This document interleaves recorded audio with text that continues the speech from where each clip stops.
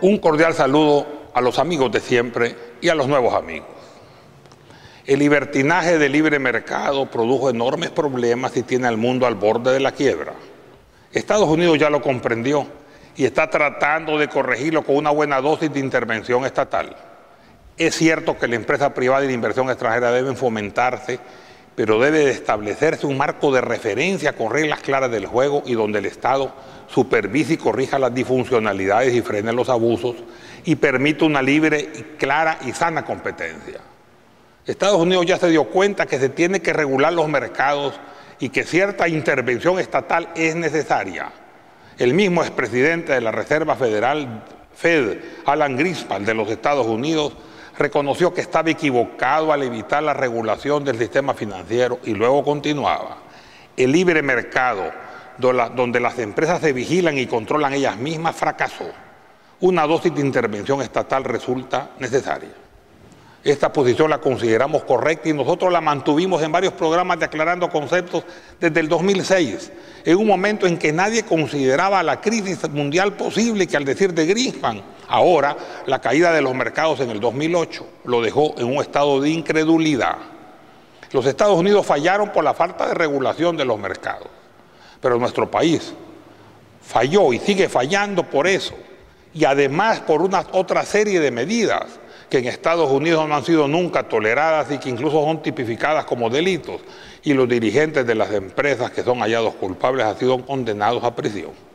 Nuestro país no solo ha fallado en este campo, sino una serie de anomalías que en Estados Unidos constituyen delitos y que no deben seguir permitiéndose en nuestro país, a saber, conformación de monopolios, eliminación de la competencia, maquillaje de balances, manipulación del valor de las acciones en el mercado financiero, utilizar información confidencial para provecho personal, dañar a pequeños inversionistas, evasión fiscal, abuso de posición dominante.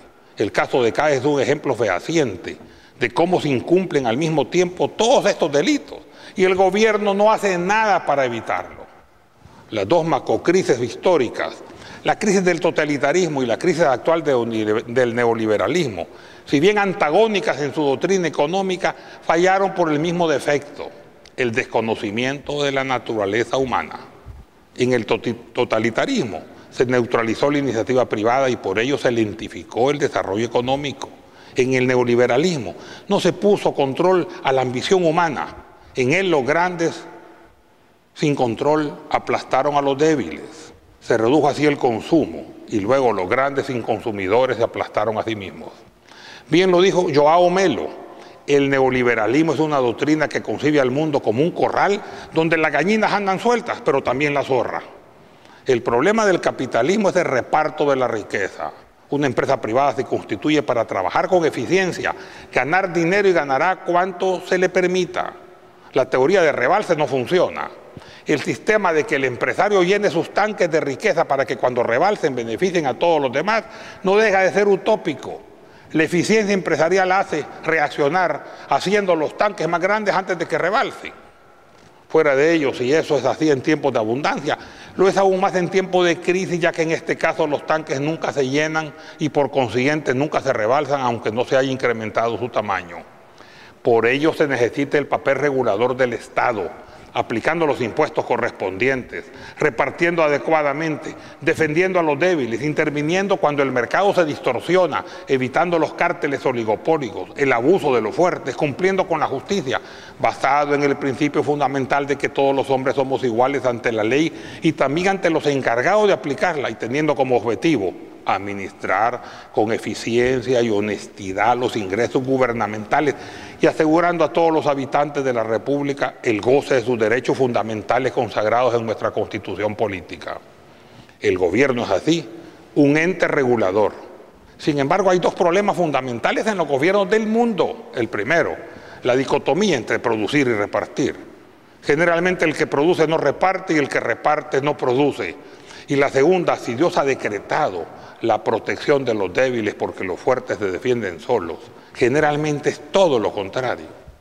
La lucha desigual entre el tigre suelto versus burro amarrado y preferiblemente con bozal para que ni siquiera pueda protestar es tolerado e incluso hasta fomentado por los gobiernos de turno.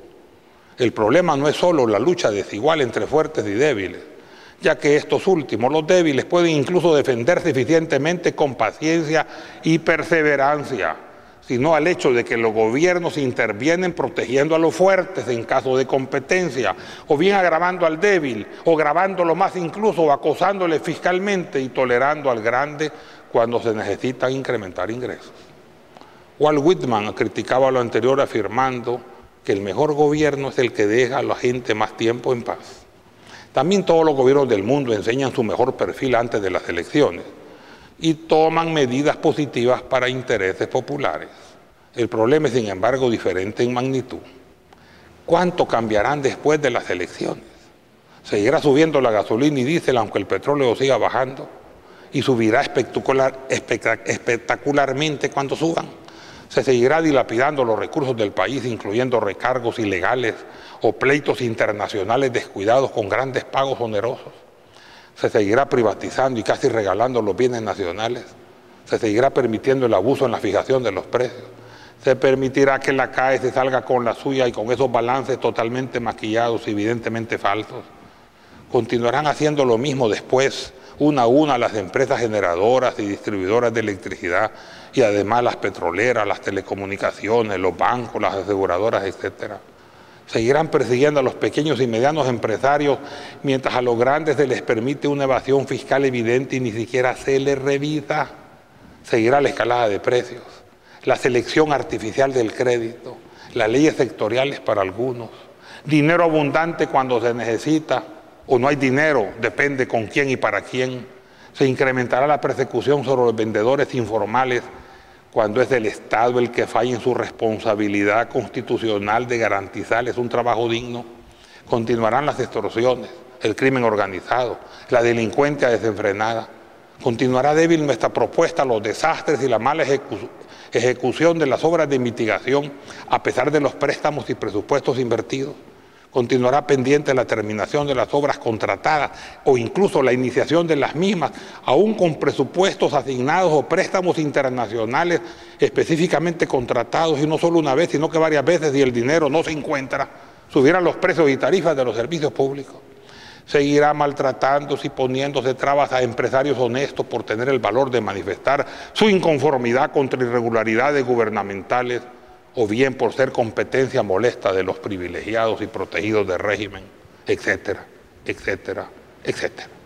Dios mediante, nuestro país cambie definitivamente, sea con quien sea. Menos mal que el pueblo salvadoreño es aguantador, si no estaríamos completamente, y no solo, parcialmente acabados. Muchas gracias.